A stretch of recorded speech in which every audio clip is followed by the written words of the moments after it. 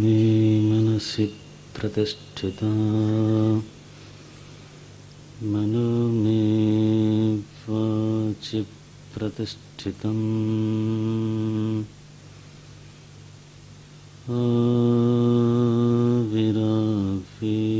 आविराविर्मयेधि वेदस्य मानस्थः श्रुतं मे मात्रहासिः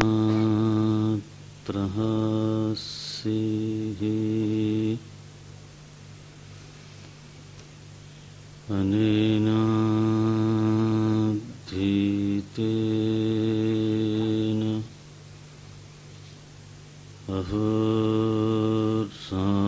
अहोरात्रान्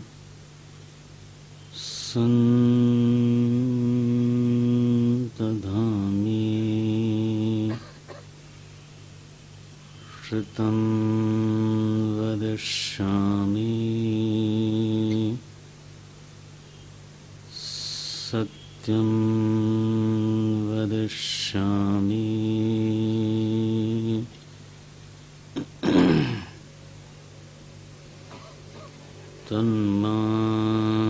तन्मामवतु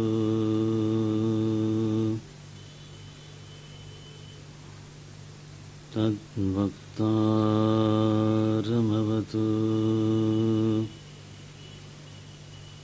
अवतु माम्।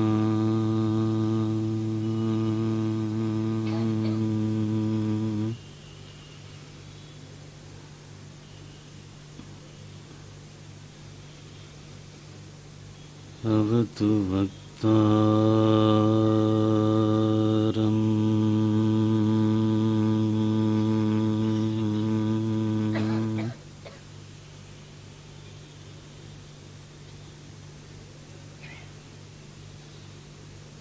अवतु वक्तारम्।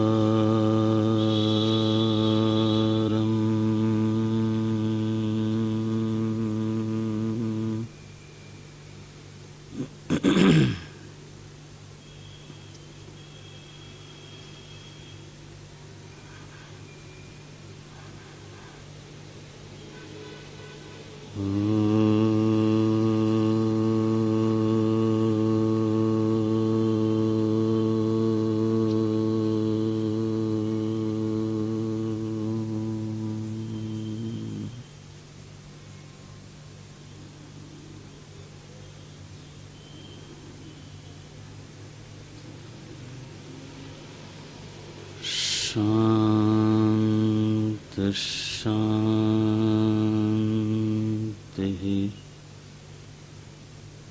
शांतिः।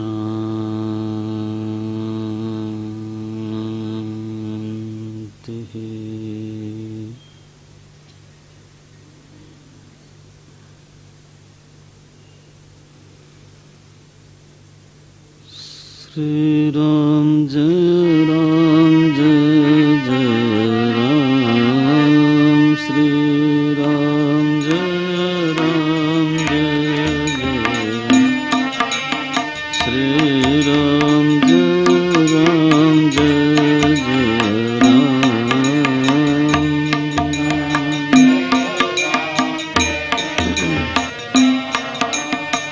Shri Ram Jai Ram Jai Jai Ram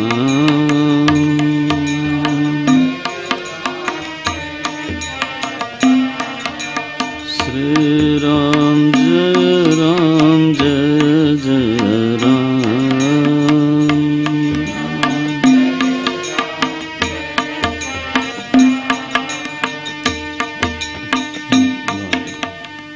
बाद में बजाना, अभी रहने दो।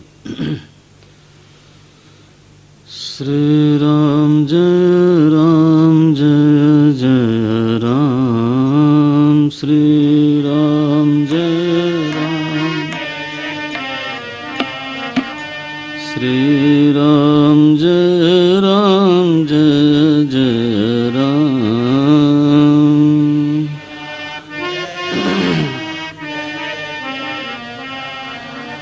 Shri Ram Jai Ram Jai Jai Ram Shri Ram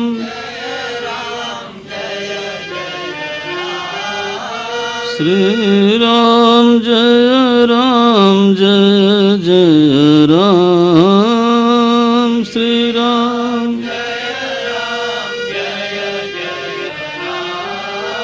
Shri Ram Jai Ram Jai Jai Ram Shri Ram Shri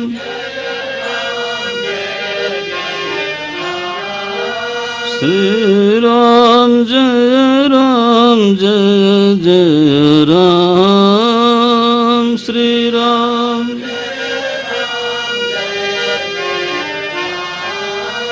Shri Ram Jai Ram Jai Jai Ram Shri Ram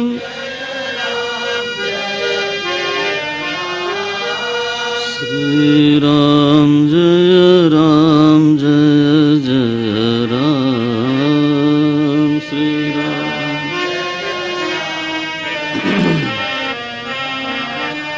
Shri Ram Jai Ram Jai Jai Ram Shri Ram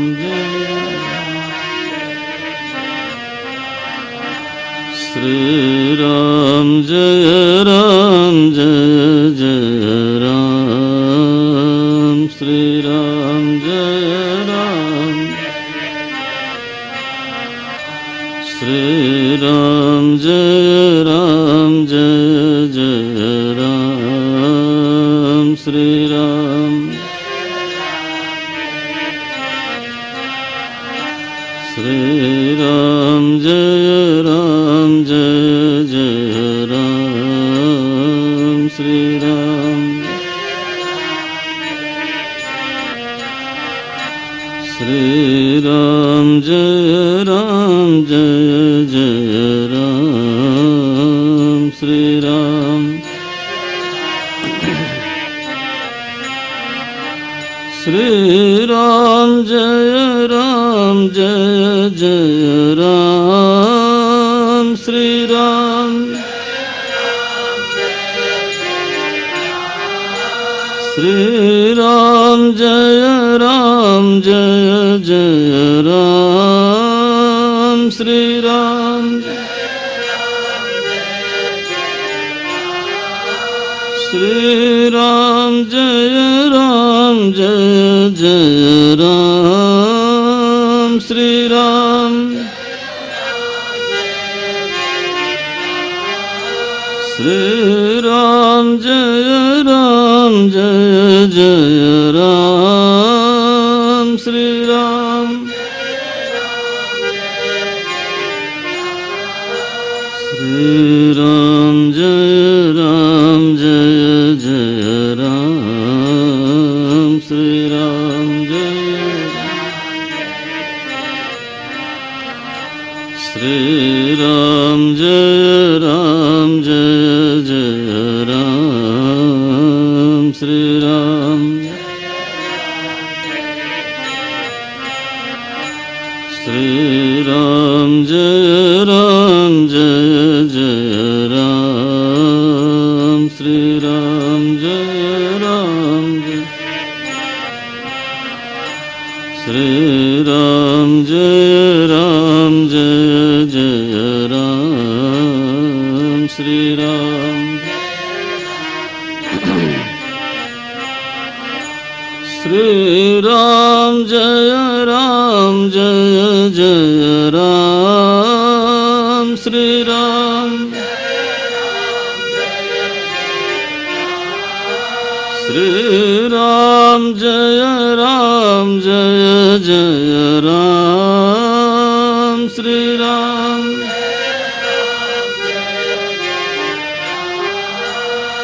Shri Ram जय राम श्री राम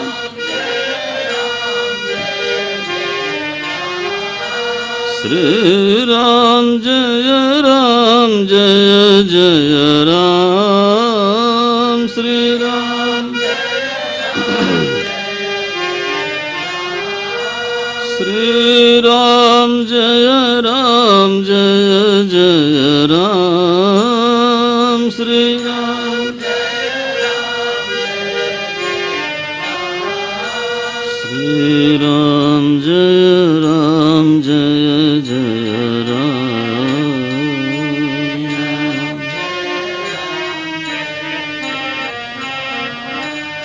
श्री राम जय राम श्री राम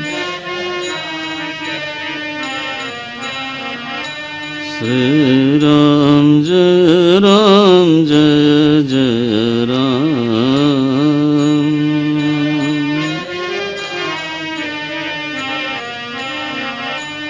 श्री राम जय राम श्री राम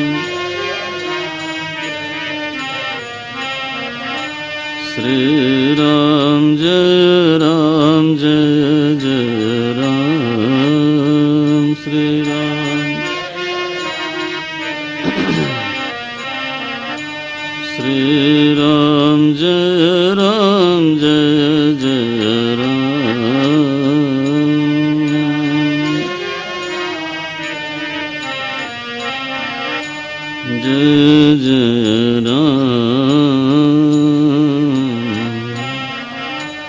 जय सिया राम जय रघुराम जय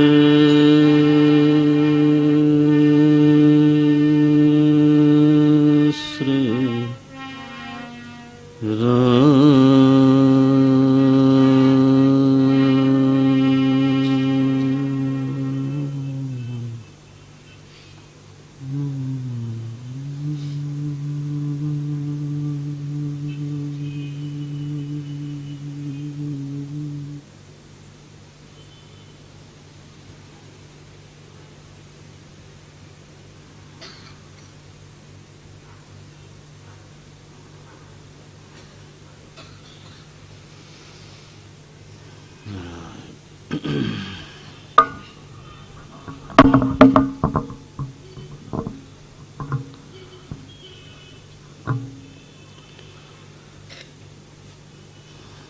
पानी जोरी आगे भई ठाढ़ी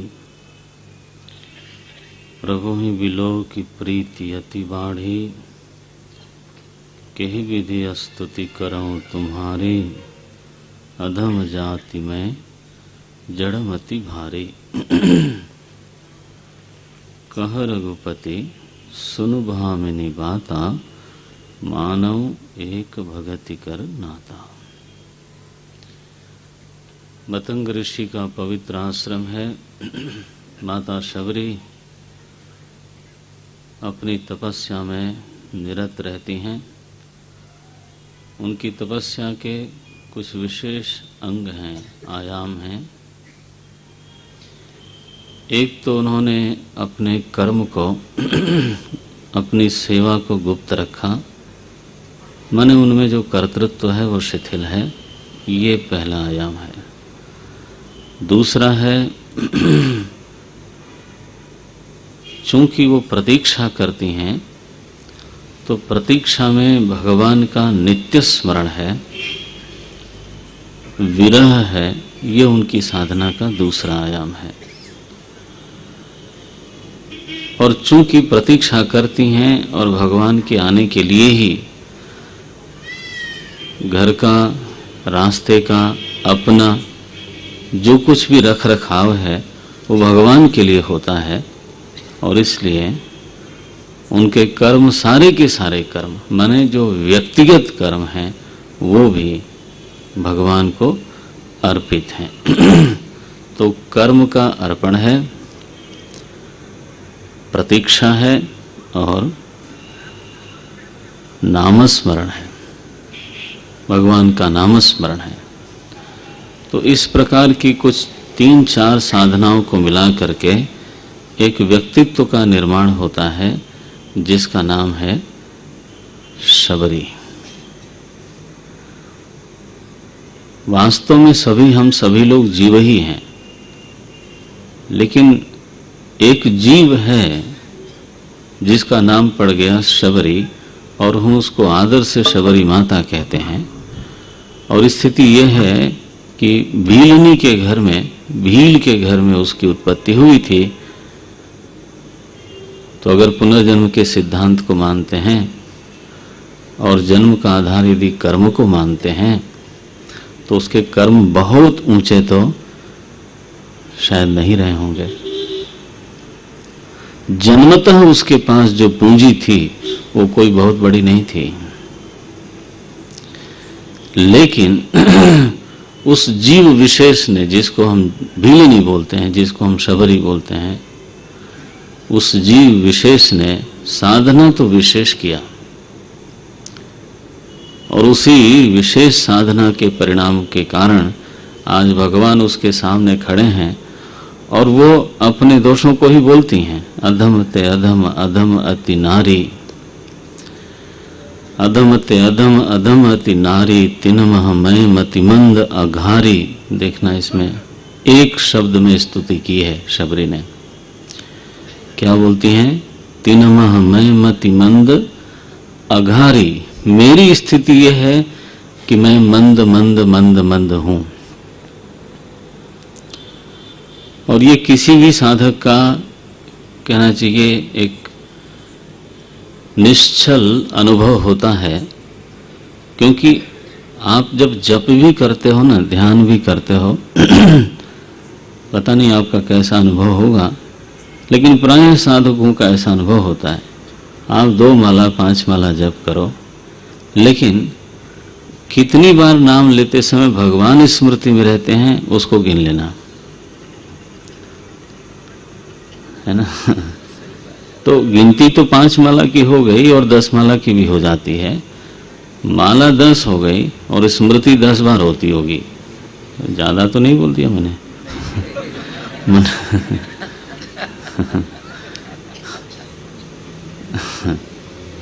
तो जो सच में जो साधक है वो अपने भगवान के सामने तो बेईमानी नहीं कर सकता ना। वो जानता है कि मेरी साधना में गहराई कितनी है। वो साधना, वो जानता है कि मानसिक स्तर पे हमारी स्थिति कहाँ कहाँ होती है। जब ध्यान करते हैं 1 घंटा और दूसरा व्यक्ति बोलता है अरे देखो 1 घंटे ध्यान किया, 2 घंटे ध्यान किया, लेकिन पूरे ध्यान में ध्यान 1 घंटे किसका बना रहा और भगवान का कितने क्षण ध्यान रहा, चित्तवृत्ति भगवान के प्रति कितने समय तक लगी रही, संलग्न रही, वो साधक जानता है। तो परदृष्टि में वो 1 घंटा है, 1.5 घंटा है, स्वदृष्टि में उसका समय बहुत कम हो जाता है।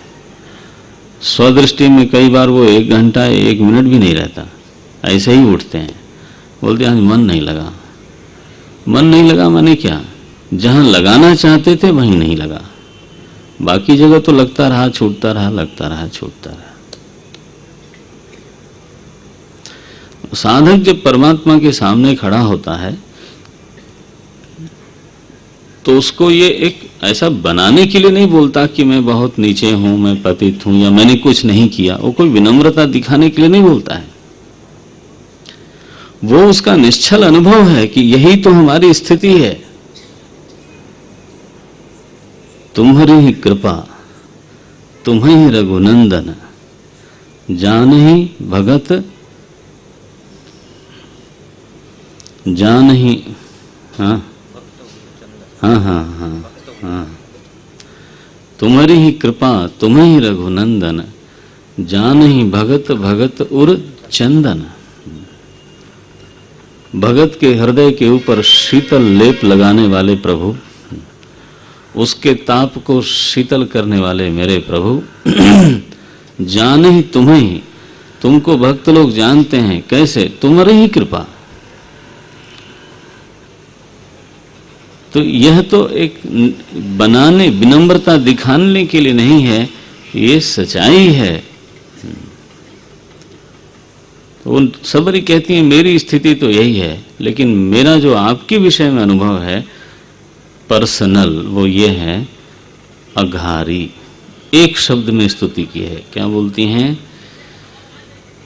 अधम ते अधम अधम अति नारी, तीन मह मैं मति मंद अघारी माने क्या होता है? अघ के अरी। तो मेरी साधना से मेरा पाप तो नष्ट नहीं हुआ लेकिन आपकी तो पापों से दुश्मनी है तो आप लड़ाई लड़ते रहे और आप तो हारते नहीं, तो आपने मुझे निष्पाप बना दिया। वो आपकी महिमा है, लेकिन मैं ज्यादा स्तुति कर नहीं सकती। मेरा जो आपके विषय में एक छोटा सा अनुभव था वो मैंने आपको बता दिया। भगवान बोलते हैं, अच्छा मैं अब बोलता हूं। बोलते हैं, कह रघुपति सुनु भामिनी। वैसे ये जो भामिनी शब्द है संस्कृत में श्रृंगारवाची शब्द होता है, माने दीप्तिमती। भा माने क्या होता है? प्रकाश, दीप्ति। भामिनी जिसमें दीप्ति हो, सौंदर्य हो। तो हे दीप्तिमती, तेजस्विनी, है ना, रूपवती, ऐसा अर्थ बना। यह देह में भा नहीं है, कहाँ है? हृदय में है। भगवान शबरी को इस तरह का संबोधन करते हैं, कह रघुपति सुनु भामिनी। भामिनी, हे दीप्तिमती, हे मन सौंदर्य संपन्ना, जिसके पास मन का, भाव का सौंदर्य हो। हे भामिनी, कह रघुपति सुनु भामिनी बाता, मानव एक भगति कर नाता। तुमने अपने को अधम अधम बोल दिया, तुमने अपने को नारी भी कह दिया, अपने को भीलनी भी कह दिया, पता नहीं क्या क्या कह दिया, और ये कहा कि मैं तो किसी भी लायक नहीं हूं। लेकिन तुम सुनो जरा इस बात को कि मेरा जीव से जो संबंध बनता है, उस संबंध का एक ही आधार होता है और वो है भक्ति। मानव एक, मानव एक भगति कर नाता। अब भक्ति का आरंभ शुरू हो गया। जाति पाति कुल धर्म बढ़ाई, धनबल परिजन गुण चतुराई, भगतिहीन नर सोहै कैसा, बिन जल बारिद देखिए जैसा। बहुत बढ़िया। क्या बोलते हैं? देखिए भक्ति क्या चीज है पहले इसको थोड़ा सा इस पे चर्चा हो जाए। हमारे सबके हृदय में नैसर्गिक रूप से एक भावना रहती है जिसका नाम है प्रीति। प्रीति का प्रवाह होता है। तो हम प्रेम करते हैं अपने भाई से, अपने बंधु से, पुत्र से, पति से, पत्नी से। तो जब किसी से हम प्रेम करते हैं तो उस भावना विशेष का नाम होता है प्रीति। सखा से, मित्र से। लेकिन वही प्रेम जब हमसे कोई अन्याय करवाने लग जाता है, जब प्रीति किसी के साथ अन्याय करवाने लग जाए, पक्षपात करवाने लग जाए, तब उस प्रीति का नाम बदल जाता है और उसका नाम हो जाता है आसक्ति। देखो, पुत्र से प्रेम करना तो दोष नहीं है, पुत्र से प्रेम करना आसक्ति नहीं होता है। अगर दंपत्ति आपस में प्रेम करते हैं तो अच्छी बात है, ये कोई आसक्ति की बात नहीं है। यहां तक कि धन से भी प्रेम करना आसक्ति नहीं है। आपको सुनाओ, यश से प्रेम करना भी आसक्ति नहीं है। संतान से यदि कोई प्रेम करता है तो संतान का हक है, नहीं क्या? और अगर कोई पिता संतान को प्रेम न दे तो इसका मतलब तो ऐसा होता है कि वो उसका हक मार रहा है। ही डिजर्व्स इट, उसका राइट बनता है भाई, और हमको देना ही चाहिए। महाराज दशरथ ने प्रेम किया तो क्या बुरा था क्या? भरत जी और राम जी का भ्रातृ प्रेम था, लक्ष्मण जी का राम जी का भ्रातृ प्रेम था, उसमें बुराई क्या थी? There has to be emotional beauty in the human being. अगर दो मित्र आपस में प्रेम करते हैं तो what is wrong in it? First class है। उसको हम आसक्ति नहीं बोलते, उसको हम प्रीति संज्ञा देते हैं, प्रीति। हाँ, लेकिन अगर धृतराष्ट्र संतान से प्रेम करता है,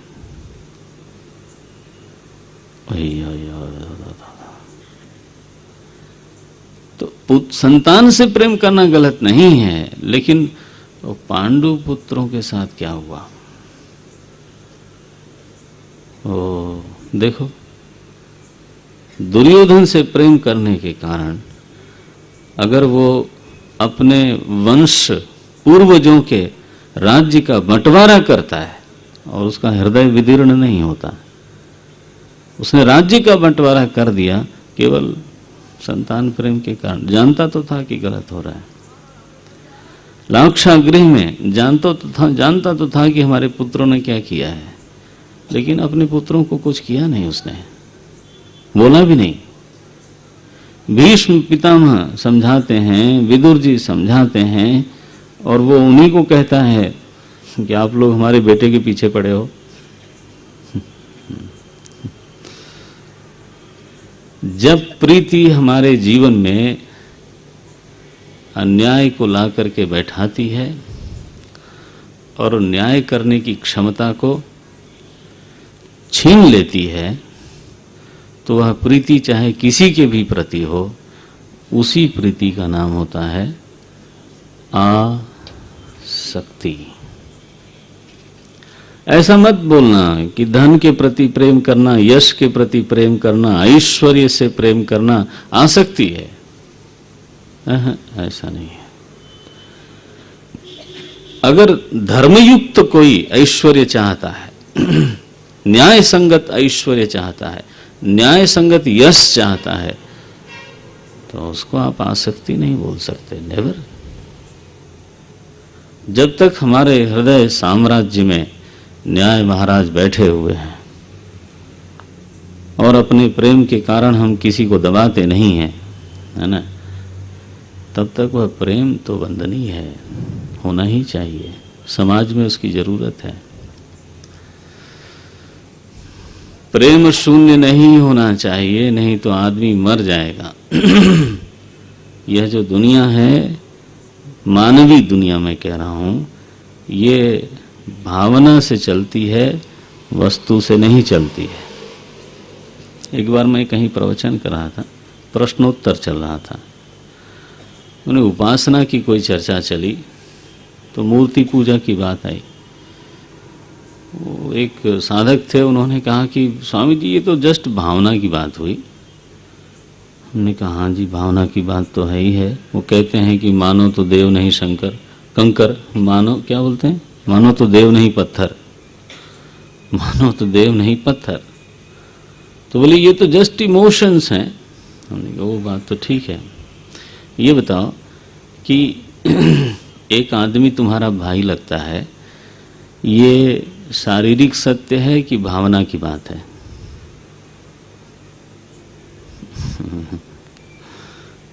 शारीरिक सत्य तो यही है कि वो भी एक पुरुष है, तुम भी एक पुरुष हो। एक स्त्री है, उसमें तुम मातृ भावना करते हो, है ना। इस medical reality, medically she is a women, लेकिन आप भावना से उसमें एक औरत में माँ देखते हो, दूसरे में बहन देखते हो, तीसरे में कुछ देखते हो, चौथे में कुछ देखते हो, पांचवें में कुछ देखते हो। और सारी दुनिया इसी भावना से चल रही है कि नहीं चल रही है? किसी शरीर में पिता, किसी में भाई, किसी में बहन, किसी में माता, किसी में शारीरिक व्यवहार होता है क्या? परिवार शारीरिक 10 शरीरों को मिलके बनता है? हाँ। तो भावना तो इस दुनिया का सार है। वो क्या गाते हो भजन, है प्रेम जगत का सार, और कुछ सार नहीं। दुनिया कंगाल हो गई, भुक्खड़ हो गई, इस प्रेम नहीं है, प्रेम कम होता जाता है। इसीलिए तो प्रीति को आतुरता के कारण आसक्ति का नाम मत दे देना। नहीं, वो तो प्रीति तो होनी ही चाहिए, लेकिन यस प्रीति अन्याय न करवावे, पक्षपात न करवावे। पक्षपात करवाने लगती है तो उस प्रीति में दुर्गंध आ जाती है, बस। तो प्रीति के 2 रूप हो गए, एक प्रीति, दूसरा आसक्ति। इसी प्रीति का एक तीसरा उज्ज्वलतम स्वरूप है। प्रीति जब ऊर्ध्वमुखी हो जाती है, हाँ? किसी विराट से संलग्न होती है, तो उसको हम बोलते हैं भक्ति। देखो, देश के साथ प्रेम हो जाए तो आप देश प्रेम भी बोलते हो और देश भक्ति भी बोलते हो। मूल मेन इमोशन क्या है, मूल भावना क्या है? क्या आई लव माई कंट्री, वो है तो प्रेम ही, लेकिन उस प्रेम को हम प्रेम कहने की बजाय क्या कहते हैं? भक्ति कहते हैं। पितृभक्ति, मातृभक्ति, देशभक्ति, जो उदार है, जो विराट है ना, जो विशाल है, जो उज्जवल है,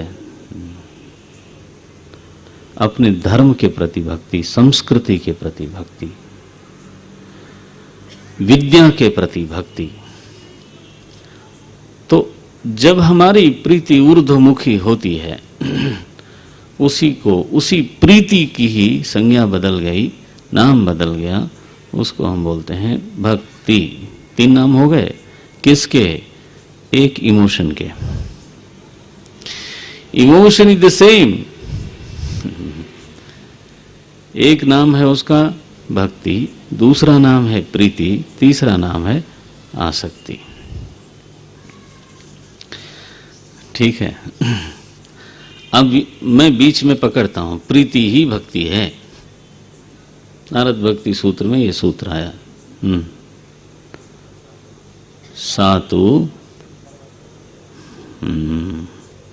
सातु अस्मिन् परम प्रेम रूपा।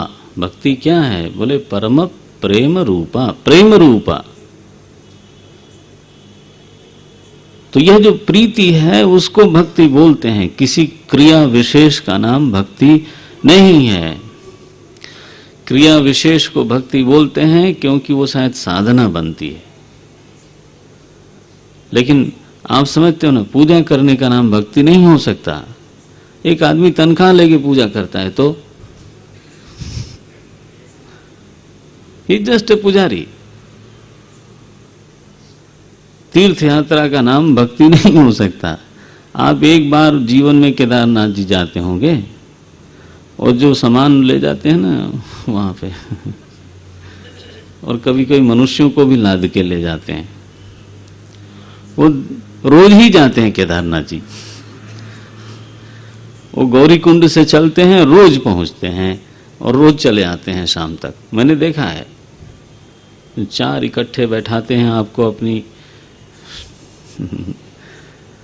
और हम बैठ जाते हैं उसमें। इसलिए बैठ जाते हैं क्योंकि हिंदुओं में ये विश्वास है कि धर्म कर्म बुढ़ापे में होता है।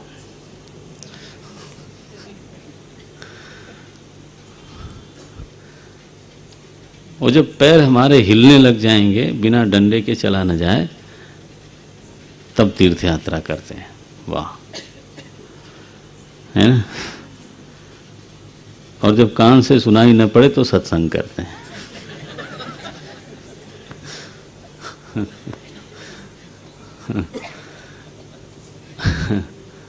और आंखों से दिखाई न दे तो किताब पढ़ते हैं। ये और बुजुर्ग लोग ही अपने बच्चों को समझाते हैं, अभी से क्या, अभी तो खेलने खाने की उम्र है। ये होता है। तो बहरहाल मैं तो दूसरी बात, तो 4 आदमी वो टोकरी में बैठा दिया, उसको पालकी बोलो, जो मर्जी वो बोलो, कार पालकी टोकरी सब एक ही है वो। और महाराज लेके चढ़ जाते हैं और शाम तक उतर भी आते हैं और रोज ही उनका धंधा है। तो आप क्या बोलोगे, भक्ति है, परम भक्त शिरोमणि। किसी क्रिया विशेष का नाम भक्ति नहीं है, भावना का नाम भक्ति है। प्रीति जो ईश्वरोन्मुखी है, ईश्वर के प्रति जो प्रीति का प्रवाह है, हम उसको भक्ति बोलते हैं। अब अगर ये साफ हो गया तो अब ये समझना है कि हमारे मन में यदि परमात्मा के प्रति प्रवाह नहीं जगता, प्रीति का प्रवाह नहीं जगता, तो उसका कारण क्या हो सकता है।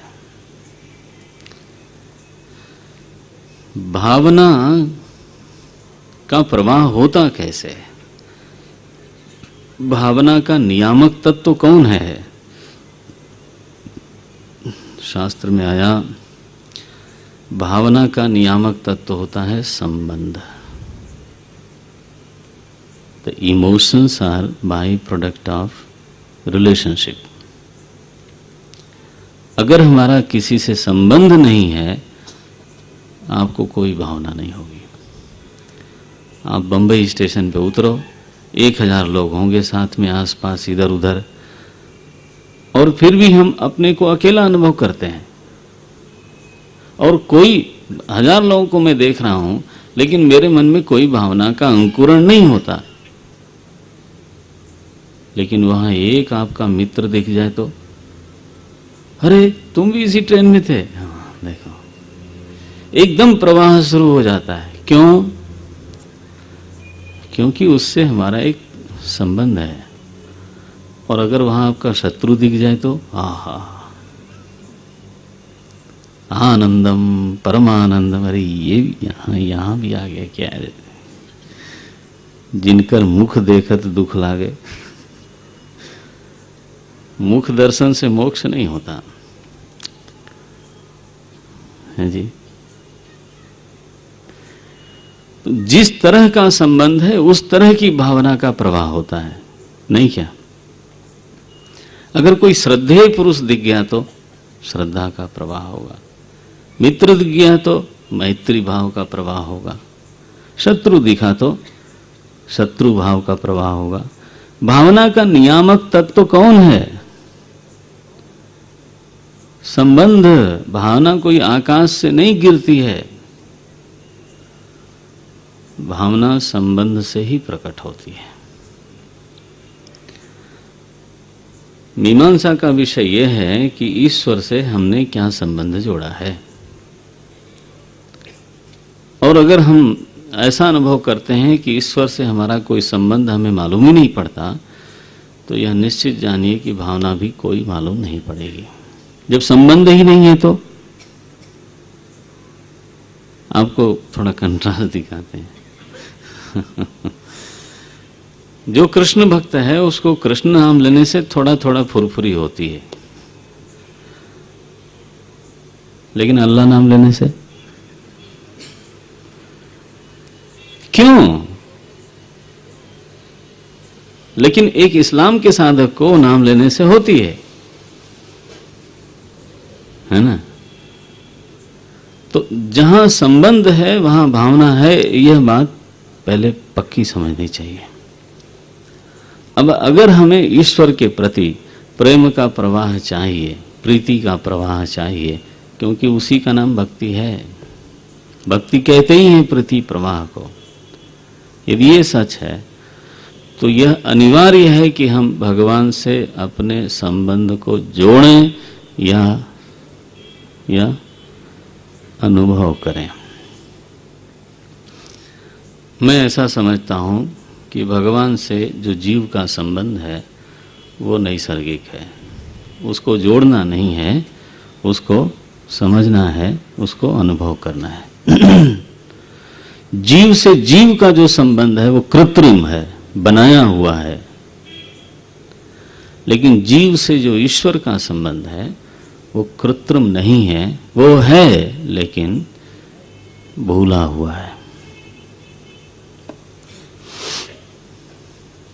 अगर वेदांत का दृष्टांत दें तो जैसे 100 बाल्टी पानी रख दी जाए, सूर्य प्रतिबिंबित हुआ, 100 की 100 बाल्टी में प्रतिबिंबित हुआ, तो एक प्रतिबिंब का दूसरे प्रतिबिंब से तो संबंध नहीं है, लेकिन प्रत्येक प्रतिबिंब का बिंब से संबंध है और नैसर्गिक संबंध है।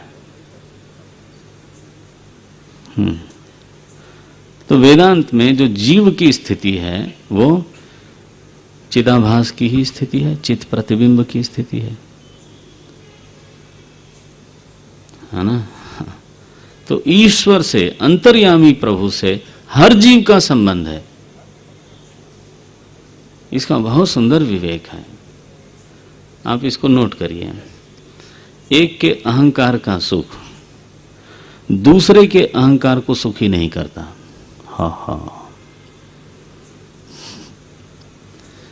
लेकिन अंतर्यामी का जो सुख है वो दूसरे के अंतर्यामी के भी सुख का कारण बनता है।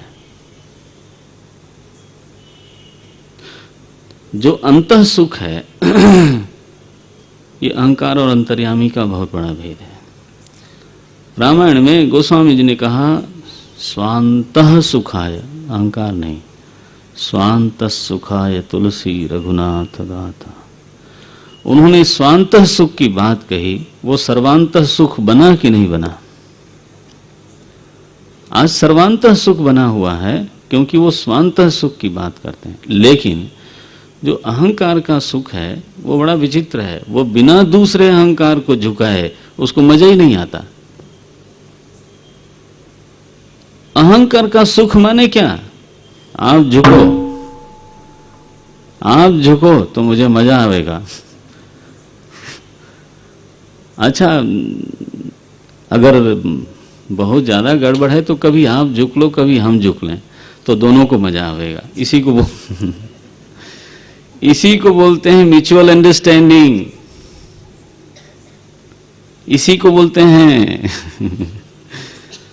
कभी मेरी बात तुम मान लो तो मुझे मजा आ जाएगा, और कभी आपकी बात मैं मान लूं तो आपको मजा आ जाएगा।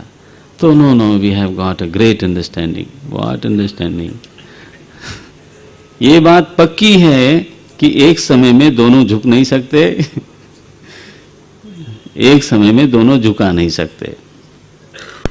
तो जब घर में बड़ी हार्मनी होती है या दो व्यक्ति के बीच में हार्मनी होती है, उसका मतलब केवल इतना होता है कि एक आदमी इतना समझदार हो गया कि वो सामने वाले को हर बार नहीं झुकाता। और कभी कभी झुक जाता है। That's all.